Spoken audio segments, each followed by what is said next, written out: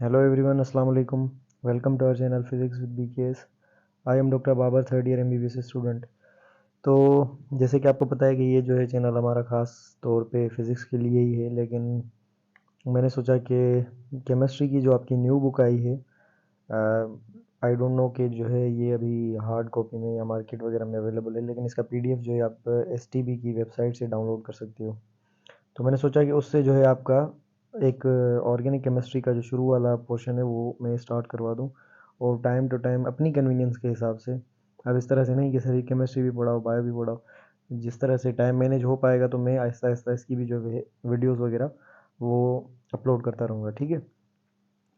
सो यहाँ पर इन्होंने मतलब बुक तो काफ़ी अच्छी है, अच्छा हुआ इन्होंने चेंज की। ये इंटरफेस बना हुआ है, दैट इज़ बक्की बॉल। ये कार्बन का जो है एक एलोट्रोप है, और चैप्टर जो है आपका ये यहाँ पर जो है आपके जो आउटलाइंस होते हैं, यानी इनको बोलते हैं हम जो है learning points.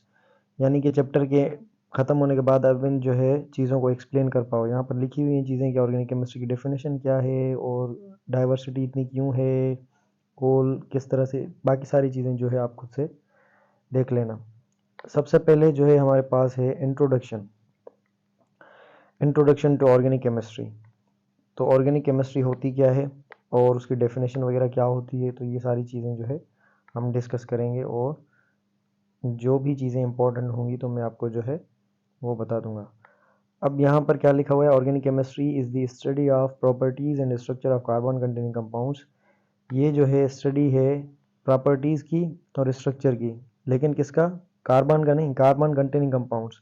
Carbon containing compounds का मतलब ये है कि जो डिफरेंट एलिमेंट्स हैं, दो या दो से ज़्यादा, जिसके साथ कार्बन ने बॉन्ड बनाया हुआ है, तो उन ऐसे एलिमेंट्स जो कार्बन कंटेनिंग है उनकी स्टडी जो है हम इसमें ऑर्गेनिक केमिस्ट्री में करते हैं। This organic chemistry deals with hydrocarbons and their derivatives. तो इसी वजह से जो है हाइड्रोकार्बन्स की जो स्टडी है वो ऑर्गेनिक केमिस्ट्री में हम करते हैं, और उसके साथ साथ जो है उसके डेरिवेटिव्स इसके अंदर इंक्लूडेड हैं, ठीक है। However, a few number of carbon-containing compounds are excluded from organic chemistry either by their properties or nature of bonding। अब दो रीजंस की वजह से कुछ जो है कंपाउंड्स, जैसे कि कार्बन मोनोऑक्साइड, ये नीचे एग्जांपल्स वगैरह लिखे हुए हैं। कार्बोनेट्स हो गए, bicarbonates, cyanides, carbides, carbon dioxide, carbon monoxide and carbon disulphide, ये सारे जो है आपने एक्सक्लूड कर देने हैं किसमें से? ऑर्गेनिक केमिस्ट्री में से। They all are studied in inorganic chemistry. वो किसकी वजह से? यहाँ पर जो है यहाँ पर जो है दो रीजंस यहाँ पर मेंशन्ड है। वन इज़ के properties and other is nature of bonding. दोनों चीज़ों की वजह से ये जो है आप ऑर्गेनिक केमिस्ट्री के अंदर नहीं पढ़ते, और इनको जो है इनऑर्गेनिक केमिस्ट्री के अंदर डिस्कस किया जाता है। Now before the 18th century, अब 18th सेंचुरी से पहले the term organic chemistry was used only for those compounds that were obtained from animal और प्लांट सोर्सेज। अब इसको अगर सिंपल लैंग्वेज में कहा जाए तो जो 18th सेंचुरी थी उससे पहले ऑर्गेनिक कंपाउंड्स उन्हीं जो है कंपाउंड्स को कहा जाता था जो जो सिर्फ और सिर्फ लिविंग मटेरियल से आपको मिले, ठीक है। एनिमल और plants both are living and could not be prepared in the laboratory. ये जो है कंडीशन थी किसके लिए? ऑर्गेनिक कंपाउंड्स के लिए। ये ओल्ड डेफिनेशन है। जब टीचर्स आपको क्लास के अंदर पढ़ाते हैं तो इसका जब बैकग्राउंड आपको देते हैं तो उसमें ये चीज़ें आपको पूरी जो है डिटेल में बताई जाती हैं। तो यहाँ पर ये बुक के अंदर लाइन लिखी हुई है कि organic chemistry was only used for those substances that were obtained from animal and plant and could not be prepared in the laboratory. It was extensively believed, यानी कि ये जो है बिल्कुल बिल्कुल माना जाता था by the chemist that there existed a vital force. अब ये जो है ना इम्पोर्टेंट चीज़ है, vital force in all living things that were required for the production of organic compound. यानी कि ऑर्गेनिक कंपाउंड अगर आपको बनाना है तो आपको एक जो है वाइटल फोर्स, यानी कि बहुत ही इंपॉर्टेंट फोर्स है, उसकी नीड होगी, तभी जो है ऑर्गेनिक कंपाउंड्स आप जो है प्रिपेयर कर सकोगे। और इस जो है थियोरी को आप जो है वाइटल फोर्स थ्योरी का नाम देते हो, वाइटल फोर्स थियोरी, जो कि रिजेक्ट हो गई थी बाद में। और ये जो साइंटिस्ट था 1828 में, जर्मन केमिस्ट फ्राइड्रिच वोलर, इसने ये जो है theory vital force theory reject की थी, ठीक है। अब ये किस तरह से इसने जो है रिजेक्ट की थी, यहाँ पर लिखा हुआ है prepared urea in the urea in the laboratory by boiling ammonium cyanate with water. यहाँ पर ये जो है फॉर्मूला है किसका? अमोनियम साइनेट का। इसने क्या किया था बेसिकली लैब के अंदर, क्योंकि शुरू के अंदर जो है साइंटिस्ट कह रहे थे कि आप जो है ऑर्गेनिक कंपाउंड्स लेबोरेटरी के अंदर प्रिपेयर नहीं कर सकते, एनिमल या प्लांट सोर्सेज से आपको डायरेक्टली मिलेंगे। तो हमें एक चीज़ पता है कि जो है यूरिन जो होता है, उस यूरिन के अंदर एक कंपाउंड होता है जिसको हम यूरिया बोलते हैं। तो अब क्या हुआ कि इस साइंटिस्ट ने अमोनियम साइनेट को, ये अमोनियम साइनेट का फॉर्मूला है, इसको हीट किया बॉइलिंग वाटर के साथ, ठीक है, या इसको बॉयल किया सिंपल विथ वाटर। तो ये जो है कन्वर्ट हो गया किसके अंदर, यूरिया के अंदर, ठीक है। यानी कि Wohler prepared urea in the laboratory by boiling ammonium cyanate with water. Ammonium cyanate को इसने बॉयल किया किसके साथ, वाटर के साथ, तो क्या बन गया, यूरिया। अब यूरिया जो है आपको पता है कि यूरिन में से मिलता है। तो यूरिया अपना यूरिन, और यूरिन जो है प्रोडक्ट है किसकी, लिविंग की। तो यानी कि लिविंग की प्रोडक्ट, यानी कि एक ऑर्गेनिक कंपाउंड आपको लैब के अंदर प्रिपेयर्ड होकर मिल गया। तो इसी वजह से ये जो है फोर्स, वाइटल फोर्स थ्योरी, ये रिजेक्ट हो गई। और इसको रिजेक्ट करने वाला कौन था, ये था फ्राइडरिच वोलर, और ये 1828 के अंदर जो है रिजेक्ट हुई थी। Urea is a typical organic compound. अब ये सेम चीज़ आपको बता रहा है कि created in urine, laboratory synthesis. Urea ने जो है डिसअप्रूव कर दी वाइटल फोर्स थ्योरी और turned mind of chemist towards the synthetic organic chemistry. अब सिंथेटिक ऑर्गेनिक केमिस्ट्री का मतलब ये है कि एक जो है विंडो ओपन हो गई किसके लिए, जो आप ऑर्गेनिक कंपाउंड्स प्रिपेयर करते हो लेबोरेटरी के अंदर, उनके लिए एक जो है, यानी कि डोर ओपन हो गया कि अब जो है आप लैब के अंदर ऑर्गेनिक कंपाउंड्स प्रिपेयर कर सकते हो। Since then millions of organic compounds have been synthesised, और तब से जो है मिलियंस ऑफ ऑर्गेनिक कंपाउंड्स जो है लैब के अंदर प्रिपेयर हो चुके हैं, जो कि हम सिंथेटिक ऑर्गेनिक केमिस्ट्री वगैरह के अंदर पढ़ते हैं। अब the methane can also be synthesized in the laboratory from hydrogen and carbon monoxide in the presence of a catalyst at a higher temperature and moderate pressure। अब यहाँ पर आपको ये बता रहा है कि आप जो है methane, methane basically is an organic compound. Methane जो है एक ऑर्गेनिक कंपाउंड है जिसमें कार्बन जो है बॉन्डेड होता है विथ 4 हाइड्रोजन एटम्स, ठीक है। Carbon is bonded with 4 hydrogen atoms. अब मीथेन को यहाँ पर जो है किस तरह से लिखा है इसने, ये कह रहा है कि आप कार्बन मोनोऑक्साइड और हाइड्रोजन का रिएक्शन करवाओ किसके साथ, इन दी प्रेजेंस ऑफ निकल, निकल की प्रेजेंस में, और उसको हीट दो सर्टेन टेम्परेचर पे। हायर टेम्परेचर, हायर टेम्परेचर बोला गया है, टेम्परेचर मेंशन नहीं, और मॉडरेट प्रेशर, यानी कि प्रेशर जो है वो नॉर्मल हो तकरीबन। तो आपको जो है मीथेन और वाटर मिलेगा, ठीक है। तो मीथेन जो है वो भी लेबोरेटरी के अंदर प्रिपेयर हो सकती है। तो इस तरह से भी जो है वाइटल फोर्स थ्योरी रिजेक्ट हो गई, लेकिन सबसे पहले फ्राइडरिच वोलर ने की, ये आपको याद करना है। Organic chemistry is probably the biggest subfield in chemical sciences।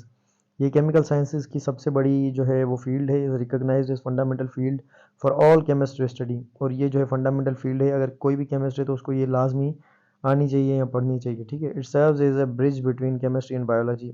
Organic chemistry एक जो है ब्रिज है अपना केमिस्ट्री और बायोलॉजी के। ये जो है बायोलॉजिकल मॉलिक्यूल्स, अगर आपने बायो के अंदर जो है चैप्टर पढ़ा है तो ये आपने देखा होगा कि ऑर्गेनिक के साथ मोस्टली रिलेटेड होता है। अगर इसको इस वे में देखें, या जो बायोलॉजिकल मॉलिक्यूल्स हैं वो भी इस अपना ऑर्गेनिक केमिस्ट्री के साथ जो है वो रिलेटेड होते हैं। अब यहाँ पर दूसरा टॉपिक है एक sources, sources of organic compound. Organic compounds are abundant in nature, nature में ज़्यादा से ज़्यादा आपको ऑर्गेनिक कंपाउंड्स मिलते हैं। Can be found in various natural sources such as fossil fuel. Fossils क्या होते हैं, रेमनेंट्स होते हैं, जो चीज़ें बच जाती हैं एनिमल की जो रिमेन्स होते हैं उनको हम फॉसिल बोलते हैं। प्लांट्स, एनिमल्स, माइक्रो ऑर्गेनिजम्स, इन सब चीज़ों से आप जो है वो ऑर्गेनिक कंपाउंड्स हासिल कर सकते हो, ठीक है। अच्छा, अब इसमें हर एक चीज़ को अलग अलग एक्सप्लेन किया हुआ है, जैसे कि फॉसिल रेमनेंट्स रिमेन्स हो गया, कोल, पेट्रोलियम, नेचुरल गैस, ये जो चीज़ें आपको मिलती हैं ये सारे फॉसिल रिमेन्स ही होते हैं बेसिकली। जो ज़मीन के अंदर जो है हाई प्रेशर और टेम्परेचर की वजह से कोल या पेट्रोल और अपना नेचुरल गैस और इन सब चीज़ों में जो है वो कन्वर्ट वगैरह हो जाते हैं। Fossil remains refer to remnants of ancient animals and plants. अब यहाँ पर सेम चीज़ बताई हुई कि जो एंशियंट एनिमल्स हैं, जो ज़मीन के अंदर दब गए हैं, या उनके बोन्स वगैरह, वो सारे जो है इन चीज़ों के अंदर कन्वर्ट हो जाते हैं, या ऑर्गेनिक कंपाउंड्स के अंदर सिंपली कन्वर्ट हो जाते हैं। Have been preserved in rocks, sediments. अब रॉक्स वगैरह के अंदर, सेडिमेंट्स के अंदर ये जो है दब जाते हैं। और these remains include bones, teeth, shell, imprints of leaves और other plant parts। वुड वगैरह ये सारी चीज़ें जो भी है एनिमल या प्लांट की रेमनेंट की, वो सारी चीज़ें जो है आपको आगे चल के और हायर प्रेशर और टेम्परेचर के बाद जो है वो कन्वर्ट हो जाती है किसके अंदर, ऑर्गेनिक सोर्सेज के अंदर। Fossils are formed when an organism dies and its remains are quickly buried by sediment without decomposition। अब जो है सपोज करो एक एनिमल मर गया, उसके ऊपर जो है मिट्टी आ गई, ठीक है, इसको हम सेडिमेंट बोलेंगे। विदाउट डिकम्पोजिशन, अब ये डिकम्पोज नहीं हुआ, they buried remains become compressed and organic material in the remains is slowly transformed into fossil fuel living behind minerals of the rock. अब यहाँ पर ये आपको बता रहा है कि ये जो है आहिस्ता आहिस्ता करके फॉसिल फ्यूल के अंदर कन्वर्ट होता जाएगा। Fossil fuel are non renewable energy resources, यानी कि ये रिन्यूएबल एनर्जी सोर्सेज नहीं होते, एक मरतबा आप इस्तेमाल कर लो तो ये ख़त्म हो जाते हैं। The three main type of fossil fuels are coal, petroleum and natural gas. अब ये तीनों जो है मोस्ट इंपॉर्टेंट है, coal, petroleum and natural gas. Natural gas is basically methane mixed with some other gases, या समटाइम्स जो है कुछ टीचर्स इसको जो है खाली मीथेन का नाम भी देते हैं कि methane is the only natural gas, लेकिन according to your old S T B आपके जो नेचुरल गैस है उसके अंदर मीथेन, हाइड्रोजन और अपना कार्बन मोनोऑक्साइड, ये सारी चीज़ें जो है प्रेजेंट होती हैं। और नेचुरल गैस जो है खाली इसको नहीं बोलेंगे, मतलब मार्श गैस जो है मीथेन, उसके अलावा भी इसके अंदर बाकी और गैसेस होती हैं, ठीक है। यहाँ पर आपको जो है एक एग्जांपल दिया हुआ है, यहाँ पर जो है डिफरेंट फॉर्म्स ऑफ कोल हैं, यहाँ पर ये लिखा हुआ है chemical and bacterial changes of fossil remains. Fossil remains जो है, अब देखो यहाँ पर पीट है, पीट के ऊपर हाई प्रेशर हाई टेम्परेचर लगा तो ये लिग्नाइट के अंदर कन्वर्ट हो गया, उसके अंदर हाई प्रेशर टेम्परेचर लगा तो ये बिटुमिनस कोल के अंदर कन्वर्ट हो गया, हायर प्रेशर और टेम्परेचर अगेन जो है ये फिर एंथ्रासाइड के जो है अंदर कन्वर्ट हो गया। अब यहाँ से आपसे एग्जाम के अंदर जो अगर एग्जाम न्यू पैटर्न फॉलो करेंगे तो आपको किस तरह से पूछ सकते हैं कि peat when treated under high temperature and pressure the final product और the end product is, option के अंदर हो लिग्नाइट और ये अपना बिटुमिनस, ये बिटुमिनस कोल है बेसिकली, और ये एंथ्रासाइड। तो आप जो है किसको सिलेक्ट करोगे, you will select anthracite because anthracite is the final product. अच्छा, ये पंजाब टेक्स्ट बुक के अंदर जो है इनके टेम्परेचर्स वगैरह भी लिखे हुए हैं कि ये जो है अलग अलग किन टेम्परेचर्स पर आपको वो जो है वो मिलते हैं, ठीक है। तो केमिस्ट्री के लिए मैंने आपको जो वीडियो बनाई थी उसमें भी मैंने आपको कहा था कि पीटीबी जो है अपना केमिस्ट्री के लिए वो बेस्ट है। केमिस्ट्री जो है पंजाब के अंदर जो है ना टेक्स्ट बुक के अंदर काफ़ी इजीली, मतलब अच्छी लिखी हुई है, और मतलब हर तरह से जो है वो आप उससे हेल्प ले सकते हो। अदर जो है resources, coal, coal is a plant derived black mineral. अच्छा, ये कोल जो है प्लांट ड्राइव्ड है, ये आपको पता होनी चाहिए। Found beneath earth crust, earth के क्रेस्ट के नीचे आपको मिलता है। Solid fossil fuel that is significance all over the world, यानी कि मोस्ट इंपॉर्टेंट है पूरी दुनिया में। Plants that were buried underneath the earth crust millennia ago, यानी कि काफ़ी साल पहले जो प्लांट्स दब चुके हैं ज़मीन के अंदर, were slowly turned into coal under high temperature and pressure owing to bacterial and chemical process. अब जो प्लांट्स किसी भी वजह से, अगर कभी कभी क्या होता है कि एक फॉरेस्ट होता है, ठीक है, फॉरेस्ट में जब अपना अर्थक्वेक आता है तो अर्थक्वेक आने की वजह से ज़मीन थोड़ी सी फट जाती है, तो जो फॉरेस्ट होता है पूरा का पूरा वो पूरा ज़मीन के अंदर चला जाता है। उसके बाद क्या होता है कि हायर टेम्परेचर और प्रेशर की वजह से अंदर बैक्टीरियल और केमिकल चेंजेस होती हैं। बैक्टीरियल और केमिकल चेंजेस की वजह से क्या होता है कि वो जो है कोल के अंदर चीज़ें कन्वर्ट हो जाती हैं। समटाइम्स जो है वो कुछ जो है चीज़ें वो डायमंड के अंदर भी कन्वर्ट होती हैं, because diamond is also the form of carbon, ठीक है। तो ये ज़रूरी नहीं है कि खाली जो है वो कोल ही हमें मिलेगा, समटाइम्स डायमंड वगैरह भी मिलते हैं, आपने ये मूवीज़ वगैरह में भी देखा होगा। The next topic is reforming of petroleum. Reforming of petroleum basically क्या है, the process of conversion of hydrocarbons. अब ये जो है प्रोसेस है किसके लिए, कन्वर्शन के लिए, कन्वर्शन करेंगे हाइड्रोकार्बन्स की। अच्छा, हाइड्रोकार्बन का मतलब क्या है, सिंपल अगर लैंग्वेज में कहा जाए तो carbon bonded with hydrogen is simply hydrocarbon, ठीक है। फिर उसमें कितने भी कार्बन हो, ये चीज़ें जो है आहिस्ता आहिस्ता आगे आती जाएंगी तो मैं आपको बताता जाऊंगा हाइड्रोकार्बन्स। अब यहाँ पर ये जो गैसोलीन लिखा हुआ है ना, तो सिर्फ गैसोलीन का हाइड्रोकार्बन नहीं है, gasoline is example of hydrocarbon with low octane rating into those with higher octane rating that can be utilized as a fuel in the internal combustion of engine is known as reforming। अब ये अब simply आपको ये कह रहा है कि reforming of petroleum क्या होती है, जिसमें आप लो ऑक्टेन नंबर वाला, जो लो ऑक्टेन नंबर वाले हाइड्रोकार्बन को कन्वर्ट करो हाई ऑक्टेन नंबर के अंदर, जो कि यूज़ हो किसके लिए, किसके लिए यूज़ हो, internal combustion of engine, engine को चलाने के लिए यूज़ हो या इंजन की जो है एफिशिएंसी के लिए यूज़ हो, तो उसको हम बोलते हैं रिफॉर्मिंग। और ये जो है की जाती है किसके अंदर, पेट्रोल वगैरह। गैसोलीन इज सिंपली पेट्रोल, आप जो बोल सकते हो नॉर्मल अपनी जो है लैंग्वेज में, ठीक है। अच्छा, हाई ऑक्टेन नंबर और लो ऑक्टेन नंबर ये क्या है, ये बेसिकली जो है रेट करता है अपना पेट्रोल को। हायर ऑक्टेन वाला जो फ्यूल होता है वो इंजन के लिए यानी कि ज़्यादा बेहतर होता है, ठीक है। तो यहाँ पर अब ये एग्जांपल लिखा हुआ है normal octane. Normal octane, octane ये आपने पढ़े होंगे, मोनो, डाई, ट्राई, टेट्रा, पेंटा, हेक्सा। तो यहाँ पर ऑक्टेन लिखा हुआ है। ऑक्टेन यानी कि ये जो है अल्केन फैमिली से, अब ये प्लाटिनियम के अंदर इसको हमने हीट किया, ये रिफॉर्मिंग का प्रोसेस बेसिकली हम कर रहे हैं। तो ये हमें जो है इसके बाद आइसो ऑक्टेन मिला। आइसो ऑक्टेन की ये जो है स्ट्रक्चर है। अब यहाँ पर क्या लिखा हुआ है, low octane gasoline can cause knocking. अब जो लो ऑक्टेन वाला अगर फ्यूल हम इस्तेमाल करेंगे ना, तो वो क्या करेगा, नॉकिंग। नॉकिंग यानी कि ये साउंड प्रोड्यूस करेगा when ignited in an internal combustion of engine due to improper combustion. अब इंजन के अंदर क्या होता है, उसका जो पिस्टन होता है, ठीक है, अगर हम लो ऑक्टेन वाला फ्यूल यूज़ करेंगे तो ये इसको पूरा मतलब कंबस्ट नहीं करेगा, पूरा जलाएगा नहीं, ये मतलब इस तरह से एफिशिएंसी इसकी कम होगी। और यहाँ पर सपोज करो ये आने तक, पहले अगर ये यहाँ से यहाँ तक जाता, तो अब ये यानी कि अपना हाफ तक आते ही जो है साउंड प्रोड्यूस करेगा, जिसको हम बोलते हैं नॉकिंग साउंड। और इसकी वजह से sound is basically form of energy.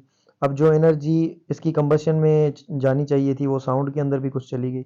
तो इसका इससे क्या ज़ाहिर हुआ कि आपका जो लो क्वालिटी गैसोलीन है वो क्या करता है, नॉकिंग प्रोड्यूस करता है। और नॉकिंग की वजह से क्या होती है, आपकी प्रॉपर कंबशन नहीं हो पाती इंजन की, और जिसकी वजह से इंजन वगैरह तो ख़राब होते ही हैं, और जो है आपको एफिशिएंसी वगैरह जो है प्रॉपर नहीं मिलती। यहाँ पर क्या लिखा हुआ है, knocking produces sharp sound, higher quality gasoline tends to produce less knocking. तो ये कम नॉकिंग नॉकिंग प्रोड्यूस करेगा, सपोज करो यहाँ तक, तो बाकी जो है आपको प्रॉपर इंजन जो है वर्किंग वगैरह के अंदर मिल जाएगा। Two major a fuels resistance to knocking chemist use octane number. अब जो सेम चीज़ मैंने आपको बताया कि फ्यूल कितना अच्छे वाला है, ये सारी चीज़ों जो है ऑक्टेन नंबर जो है आप इस उसकी मदद से जो है आप देखते हो। This standard measure assess the fuels ability to resist knocking and helps determine this quality. Quality वगैरह के लिए मैंने आपको शुरू के अंदर ये चीज़ बता दी। The octane number quantifies the fuels ability to resist. अब ये इसकी डेफिनेशन लिखी हुई है ऑक्टेन नंबर की, ठीक है। तो ये जो है आप यहाँ से याद कर लो। Previously a tetraethyl lead was used as additive in gasoline to prevent knocking. अब शुरू के अंदर क्या होता था कि एक कंपाउंड था टेट्राइथाइल लेड, ये उसका फॉर्मूला है C2H5, C2H5 और ये 4 और ये Pb। Pb is basically for plumbum or lead. Plumbum is the Latin name of lead, ठीक है। और C2H5 ये क्या है, इथाइल। अब यहाँ पर ये 4 अटैच्ड है, so we call it tetraethyl lead. अब टेट्राइथाइल लेड क्या है, बेसिकली ये शुरू के अंदर गैसोलीन में मिलाया जाता था, यानी कि पेट्रोल के अंदर मिलाया जाता था, ताकि जो है नॉकिंग कम से कम प्रोड्यूस हो। तो नॉकिंग कम से कम प्रोड्यूस हो, लेकिन इसकी जो है एक डिसएडवांटेज ये भी हुई, आगे जो है मैं अपना पढ़ के इसको बताता हूँ आपको। However, the production of however, the production of harmful pollutants led to the search for alternative to reduce atmospheric pollution. Chemists developed a process called reforming as an alternate to TEL, यानी कि tetraethyl lead. Reforming converts low octane gasoline. Gasoline is basically synonym of petrol to higher octane fuel, effectively reducing knocking without the need of TEL. This advancement in the production of higher octane gas helped replace the use of TEL and mitigate in its negative environmental impact. अब यहाँ पर जो है एक चीज़ नहीं लिखी हुई, वो किसके लिए, टेट्राइथाइल लेड के लिए, कि बेसिकली होता क्या था। तो यहाँ पर मैं आपको एक्सप्लेन कर दूँ, टेट्राइथाइल लेड की कंबशन से बेसिकली क्या होता था कि आपका जो लेड है वो आपकी एयर पोल्यूशन के अंदर आ जाता था। लेड जो है वो एयर पोल्यूशन के अंदर आ जाता था, और एयर के अंदर आ जाता था basically, so it causes air pollution. तो लेड जो है वो it is considered as poison. तो इसी वजह से ये लेड वगैरह तो बैंड होता है नॉर्मल इंडस्ट्रीज़ वगैरह में, जिसके अंदर जो है वो ये प्रोड्यूस वगैरह हो, या कुछ ऐसे स्टेप्स जिसके अंदर ये लेड वाटर को ख़राब करें या एयर को ख़राब करें, वो सारे जो है वो रोक दिए जाते हैं अपना केमिस्ट के हिसाब से, ठीक है। अच्छा, अब उसके बाद हमने ये टेट्राइथाइल लेड वाली बात मैंने आपको समझा दी। अच्छा, coal is a source of organic compounds. अब ये चीज़ मैंने आपको शुरू के अंदर ही बता दी कि कोल जो है वो सोर्स ऑफ ऑर्गेनिक कंपाउंड है। ऑर्गेनिक कंपाउंड्स का इसमें पता नहीं कितने ऑर्गेनिक कंपाउंड्स होते हैं, यहाँ पर नीचे लिखी हुई है, इसकी एक्सप्लेनेशन थोड़ी सी वो देख लेते हैं। Coal mines can be considered a valuable asset for countries, यानी कि जो कोयले की खानें होती हैं वो जो है वैल्यूएबल एसेट्स फॉर कंट्रीज समझी जाती हैं, मुल्कों का असासा, ठीक है। In addition to its widespread use in power generation, coal is also a source of many important organic compounds. These organic compounds can be extracted from coal or obtained as a byproduct of coal processing. Further, the coal can be gasified, liquefied to produce a range of organic compounds such as methane, ethene, ethine, hexane. These compounds can be used as raw material for the production of many useful compounds. अब simple अगर language में आपको कहूँ तो कोल की मदद से इसको आप डिफरेंट प्रोसेस के थ्रू, ठीक है, इसको जो है डिफरेंट प्रोसेस के थ्रू आप मेनी जो है ऑर्गेनिक कंपाउंड्स वो हासिल कर सकते हो, ठीक है।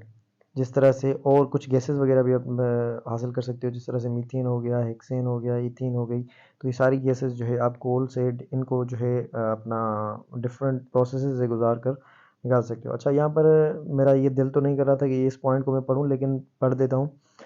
The largest coal reserve in Pakistan are found in Thar dessert.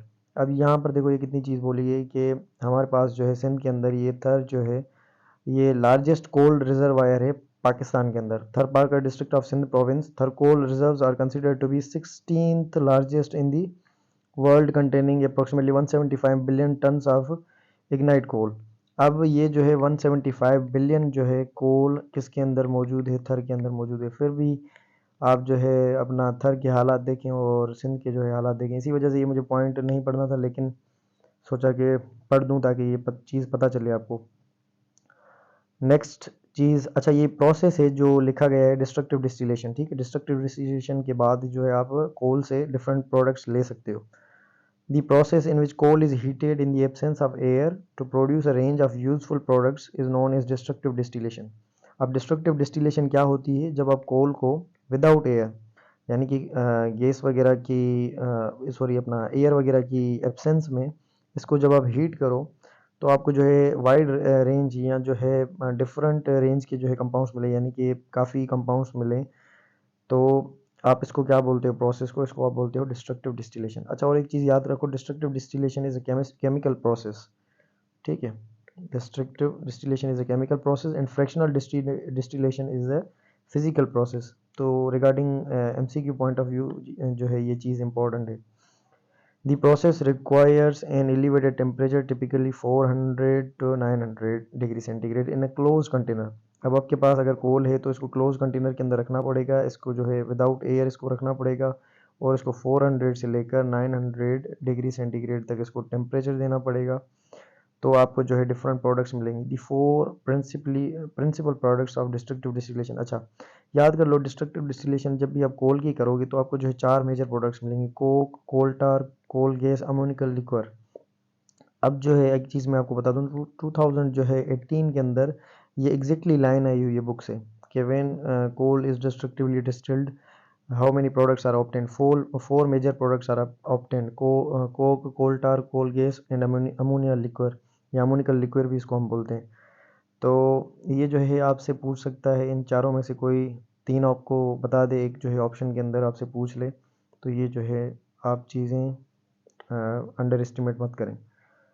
अच्छा, कोक क्या होता है? It is a greyish black hard solid contains 98 to 99% of carbon. अब जो अगर कोल को आपने डिस्ट्रक्टिव डिस्टिलेट किया और उसके बाद जो है कार्बन अगर किसी चीज़ के अंदर होगा तो वो 98 से 99% कार्बन जो होगा वो इस कोक के अंदर होगा और ये ग्रेश ब्लैक हार्ड सॉलिड होता है। It is used as fuel and reducing agent. अच्छा, ये सवाल भी आया हुआ है कि which one of the following is used as reducing agent. तो रिड्यूसिंग एजेंट जो है वो कोक जो है आल्सो जो है इस्तेमाल होता है, ठीक है। Coal tar is basically it is a thick black liquid. It's fractional distillation gives many useful organic compounds such as benzene, toluene, xylene, naphthalene, phenol, etc। Coal tar से आपको बेंजीन, टोलिन, xylene, नेफ्थलीन और phenol और ये सारी चीज़ें आपको जो है मिलती हैं। Coal gases it is mixture of methane and water gas, ठीक है। मीथेन और वाटर गैस की जो है कोल गैसेज ये मिक्सचर होती है। It is highly flammable and is employed for heating and जो है म्यूनिसिपल लाइटनिंग, ठीक है। Ammonical liquor या ammonia liquid is a mixture of ammonium compounds with liquid ammonia and is usually obtained from bituminous coal। bituminous coal जो है form of coal है जो पिछली जो है हमने 3-4 डिस्कस की है उसमें से, और ये जो मिक्सचर ऑफ अपना अमोनियम कंपाउंड्स है और लिक्विड अमोनिया। नेचुरल प्रोडक्ट्स अब किस तरह के प्लांट्स एंड एनिमल्स, अब ये सेम चीज़ें इसी के अंदर बोली गई हैं, बताया गया है आपको सेल्यूलोज, इंसुलिन, अपना ये चीज़ें, तो ये खुद से आप पढ़ लेना, ठीक है। पार्शियल एंड टोटल सिंथेसिस क्या होती है? Partial synthesis and total synthesis are two approaches used in organic chemistry to create complex molecules. अब कॉम्प्लेक्स मॉलिक्यूल्स को क्रिएट करने के लिए ऑर्गेनिक केमिस्ट्री के अंदर जो है पार्शियल और टोटल सिंथेसिस हम करवाते हैं। What is partial synthesis? Partial synthesis involves starting with a simpler molecule and modifying it through a series of chemical reactions to create a more complex target molecule। अब एक जो है simple compound है उसको आपने सीरीज ऑफ रिएक्शन से गुजार कर एक जो है कॉम्प्लेक्स मॉलिक्यूल बना दिया। So this all series of events को आप क्या बोलते हो? दिस इज पार्शियल सिंथेसिस या जो है अपना this method is particularly useful when target molecule is challenging to synthesize directly or requires multiple steps। अब ये जो है आपको डायरेक्टली भी मिल सकता है, मल्टीपल स्टेप्स से भी मिल सकता है। One of the partial synthesis is the production of anti-inflammatory drug ibuprofen from a compound called cumin. Cumin undergoes several chemical transformation including oxidation and rearrangement to yield ibuprofen।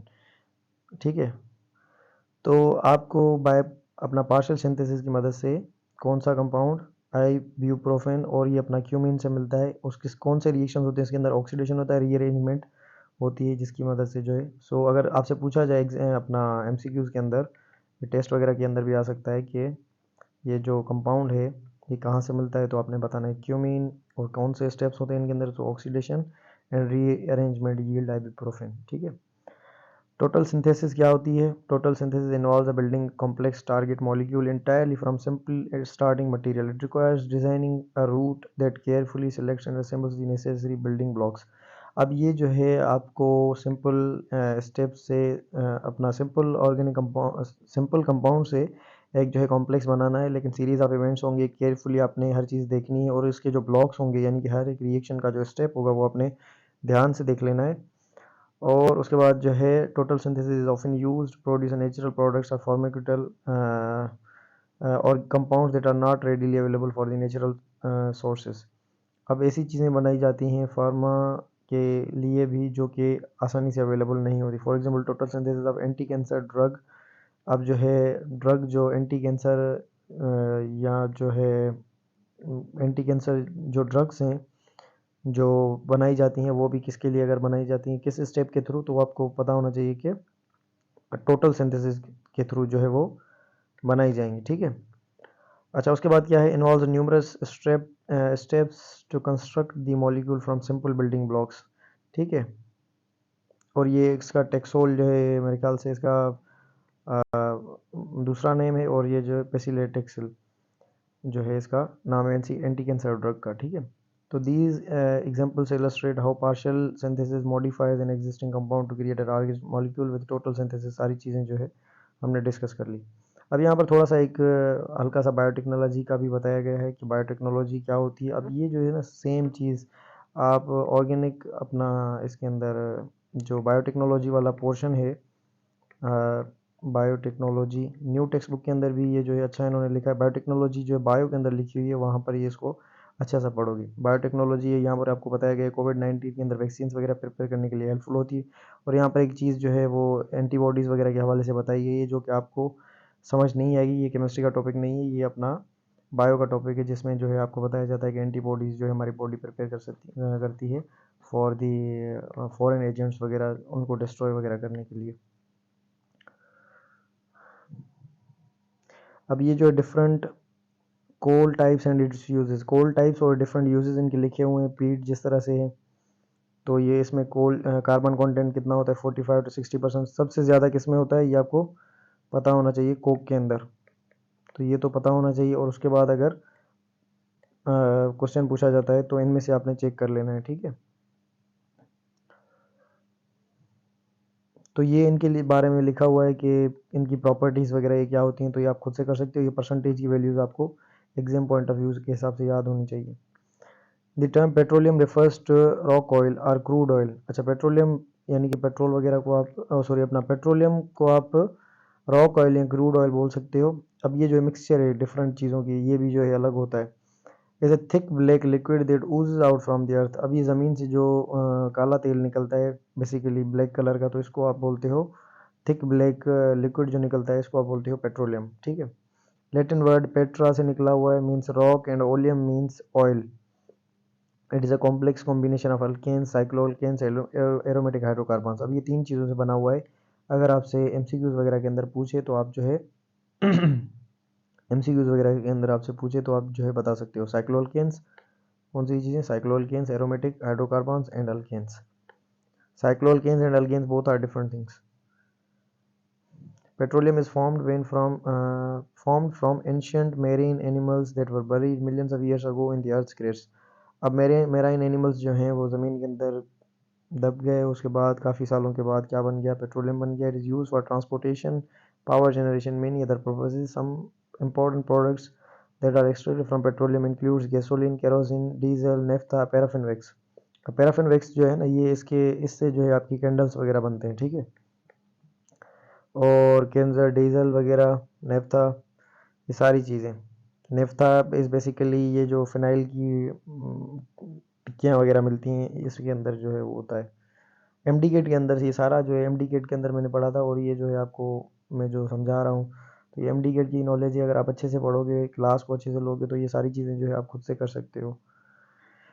अब उसके बाद क्या है, natural gas. Natural gas produce by decomposition of marine और micro organisms over million of years ago. Natural gas is mixture of. मैंने थोड़ी देर पहले आपको चीज़ बताई थी कि ये ओल्ड टेक्स्ट बुक के अंदर लिखी हुई है, लेकिन यहाँ से इन्होंने अलग से एक्सप्लेन की है कि इसके अंदर कौन कौन सी गैसेज हैं. देखो मैंने बताया था मीथेन, ईथेन, बाकी गैसेज भी होती हैं, मीथेन, ईथेन, प्रोपेन, ब्यूटेन, ठीक है.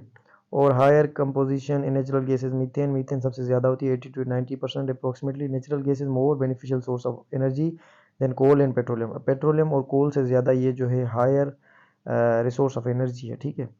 और इसकी कंबशन जो है, अच्छा ये क्यों जो है एनर्जी की यानी कि कंजप्शन हम इससे ज़्यादा करते हैं, because it causes less pollution. Initial discovery of natural gas Pakistan के अंदर जो है 1952 when it was found in सुई एरिया ऑफ द बलूचिस्तान. ये बलूचिस्तान के अंदर जो है ये गैस मिली थी.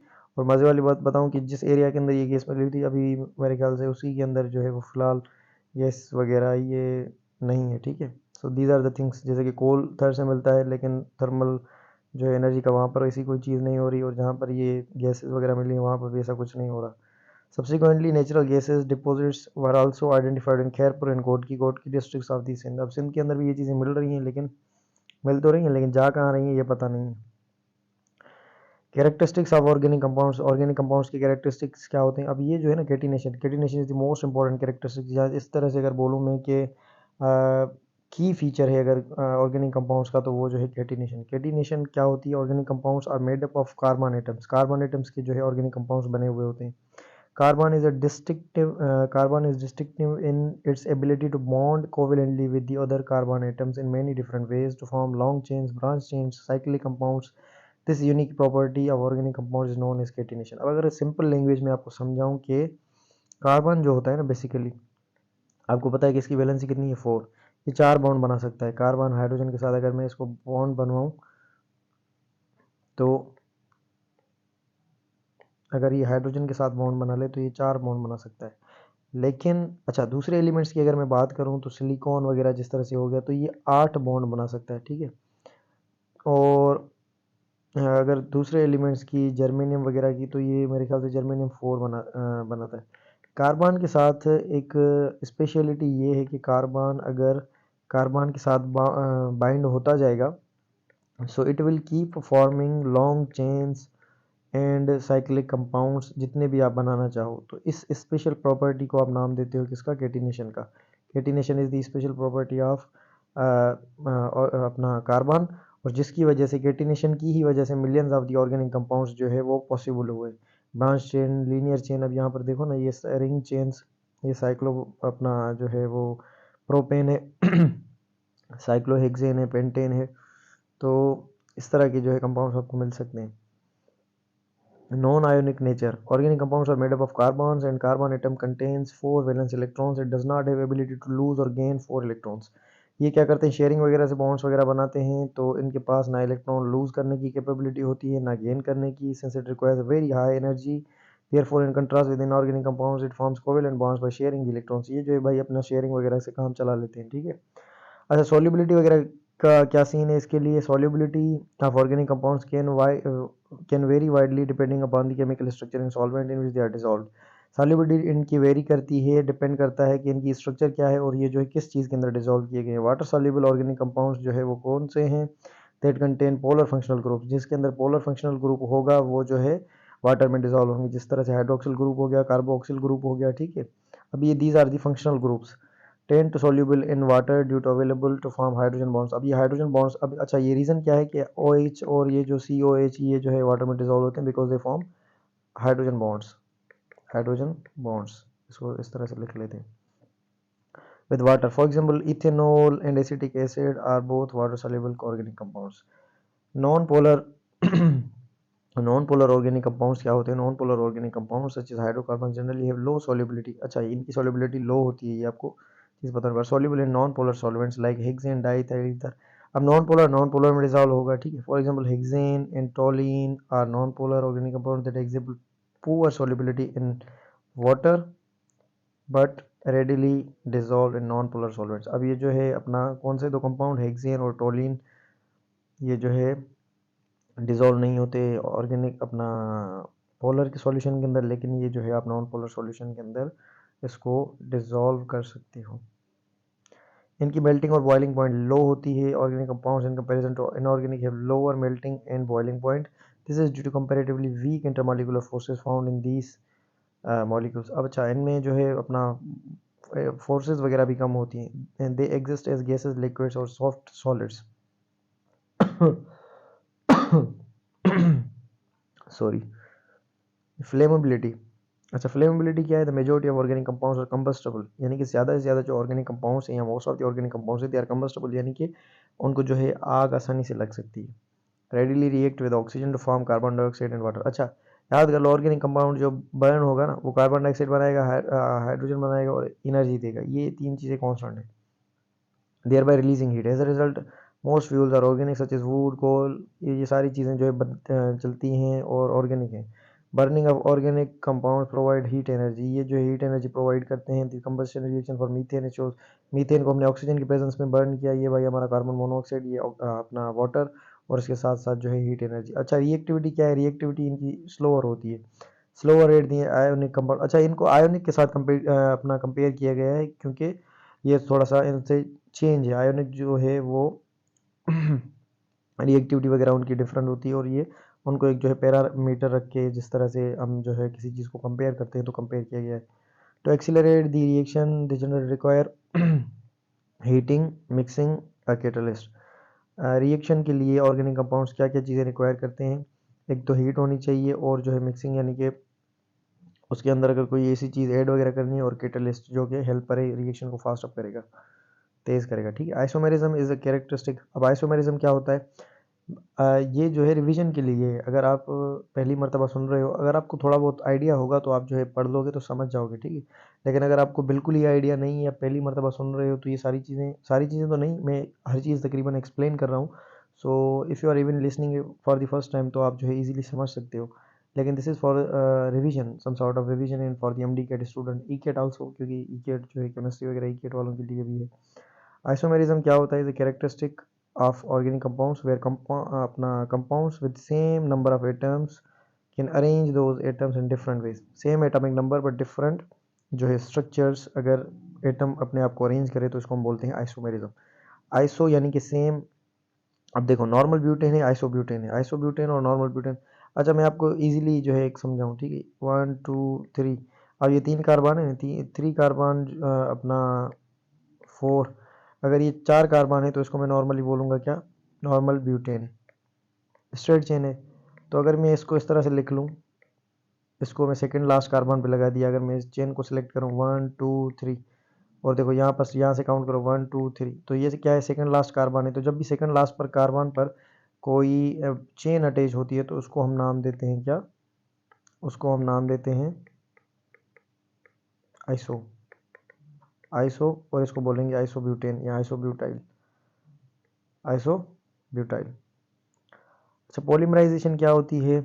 Many small organic molecules monomers can unite through addition और condensation to form a single large compounds, इसको हम बोलते हैं पॉलीमराइजेशन। मैक्रोमॉलिक्यूल्स, उनको पॉलीमर भी कहा जाता है। सेम डेफिनेशन है बायोलॉजी के अंदर भी मौजूद है।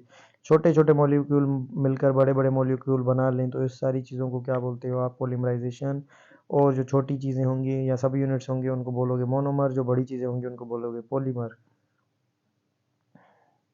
अभी जो है पॉलीमराइजेशन का एग्जांपल दिया हुआ है कि आपके पास टेरेफ्थैलिक एसिड जिसको हम डाइकार्बोक्सिलिक एसिड भी बोलते हैं, और इथाइलिन ग्लाइकोल, इन दोनों को हम जब अपना जो है रिएक्शन करवाएंगे और तो इनमें से एक जो है वाटर का मॉलिक्यूल रिमूव होगा। अच्छा पॉलीमराइजेशन के अंदर वाटर की जो है वो रिमूवल होती है, मोस्टली वाटर की होती है, लेकिन सम अदर कंपाउंड्स जो है वो आल्सो रिलीज हो सकते हैं एज अ बाय प्रोडक्ट। ये मैं चीज़ आपको क्लियर कर दूँ। सॉरी। अच्छा, इसके बाद देखो इन दोनों को मिलाकर हमने क्या बना दिया, पॉलीएस्टर बना दिया और रिमूवल ऑफ वाटर हुआ, ठीक है। अच्छा, common type of polyester used in application including textiles, packaging, beverage containers. तो ये सारी चीज़ें जो है आपको हेल्प करती हैं किसमें किसमें हेल्प करती हैं, टेक्सटाइल्स, पैकेजिंग और बेवरेज के लिए, पॉलीमराइजेशन, ठीक है। अच्छा, उसके बाद क्या है आपका use of organic compounds. Organic compounds का भाई यूज़ क्या है, तो अभी तक जो है हमने पता नहीं कितना यूज़ तो देख लिया। फार्मा में, एग्रीकल्चर में, प्लास्टिक्स, फ्यूल, मटेरियल, एनर्जी, ये सारी चीज़ें भाई अपना ऑर्गेनिक केमिस्ट्री है, ठीक है। फिजिक्स पढ़ोगे तो मैं बोलूँगा फिजिक्स ही फिजिक्स है, केमिस्ट्री पढ़ोगे मैं बोलूँगा केमिस्ट्री है, ठीक है। और तो वाकई हर जगह पे है भी। Organic compounds. अच्छा, गैसोलीन का क्या रोल है, fuel for automobiles, natural gas जो है डोमेस्टिक यानी कि घरों के अंदर इस्तेमाल होती है, इथीन फ्रूट्स को पकाने के लिए, इथाइन गैस वेल्डिंग वगैरह जो होती है उसमें इथाइन, तो ये सारे। अच्छा, फॉर्मलिन बायोलॉजिकल स्पेसिमेन जो होते हैं, ये अपना जो पुरानी लाशें होती हैं उनको रखने के लिए फॉर्मलिन वगैरह का यूज़ किया जाता है। इथाइलिन ग्लाइकोल को हम एंटी फ्रीज और कूलेंट बोलते हैं, अपना जो है एंटी फ्रीज सॉल्यूशन के तौर पर इस्तेमाल करते हैं जो कि टेम्परेचर को कम रखती हैं, ठीक है। Phenol antiseptic.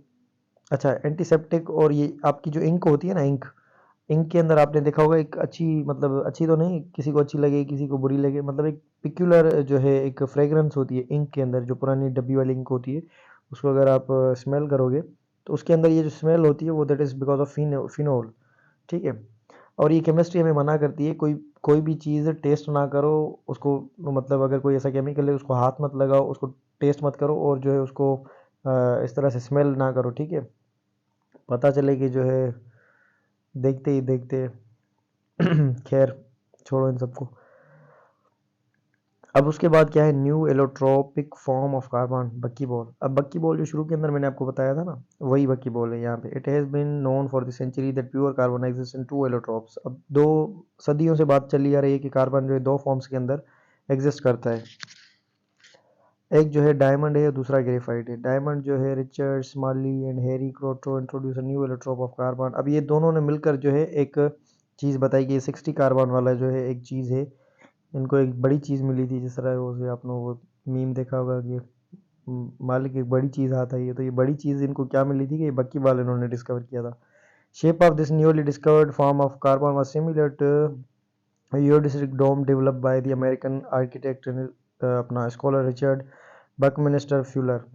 और ये अपना बकमिनिस्टर वगैरह की वजह से इसको बक्की बाल का नाम दिया गया। This the name of this carbon form of new C60 was suggested fullerene और बक्की बाल। फ्यूलरीन और बक्की बाल इसको हम बोलते हैं। अब ये अपना पेंटागोन स्ट्रक्चर है। इट कंसिस्ट ऑफ 12 कार्बन है और 26 मेंबर्ड। इसको थोड़ा आराम आराम से पढ़ते हैं ताकि आपको समझ आए, ऐसा ना हो कि पूरी चीज़ें उड़ जाए।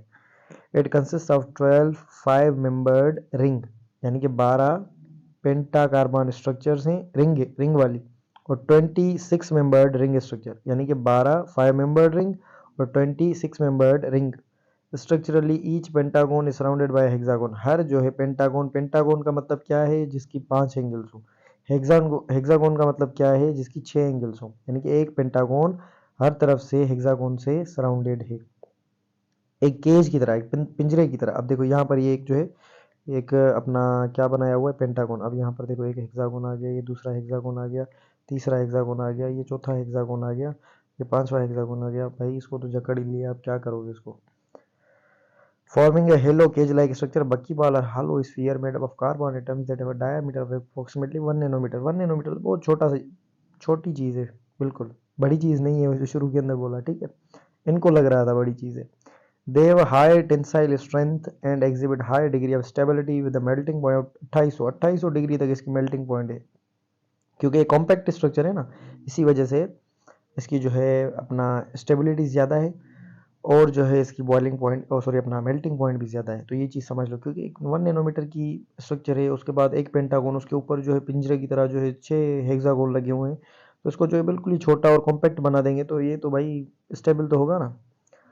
दे are light weight with high surface area and are good conductors of electricity and heat. Heat और इलेक्ट्रिसिटी भी कंडक्ट कर सकते हैं भाई। तो अगर एग्जांपल है, which one of the following is not conductor of heat and electricity, और बक्की बाल हो तो बक्की बाल को भाई सिलेक्ट नहीं करना, क्योंकि ये भी हीट और इलेक्ट्रिसिटी का कंडक्टर है। बाकी वाला use in nano technology such as nano scale sensor, drug delivery system and high storage batteries, electronic device. अब ये यूजेज भाई याद कर लो, क्योंकि एमडी गेट वाले हो, एमडी गेट वालों को अच्छे से क्रैमिंग वगैरह करनी चाहिए, जो चीज़ें याद करनी है। हाँ, मैं ये चीज़ नहीं कहता कि सारी चीज़ें याद कर लो। अब ये जो है ना, इतनी चीज़ें मैं आपको समझा रहा हूँ।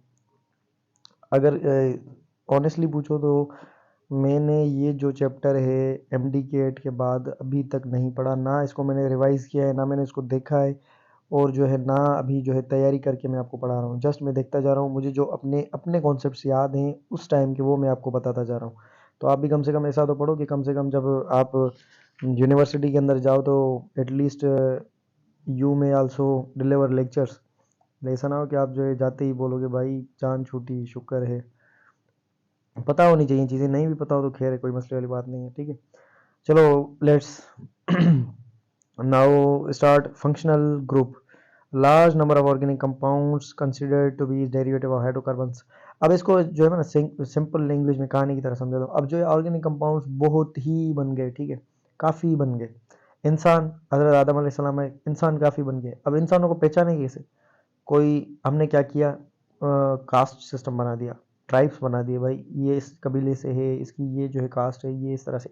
तो एक वो जो है क्या बोलते हैं इसको, एक वो हो गई, पहचान हो गई हर किसी की। इसी तरह से ऑर्गेनिक कंपाउंड्स काफ़ी बन गए।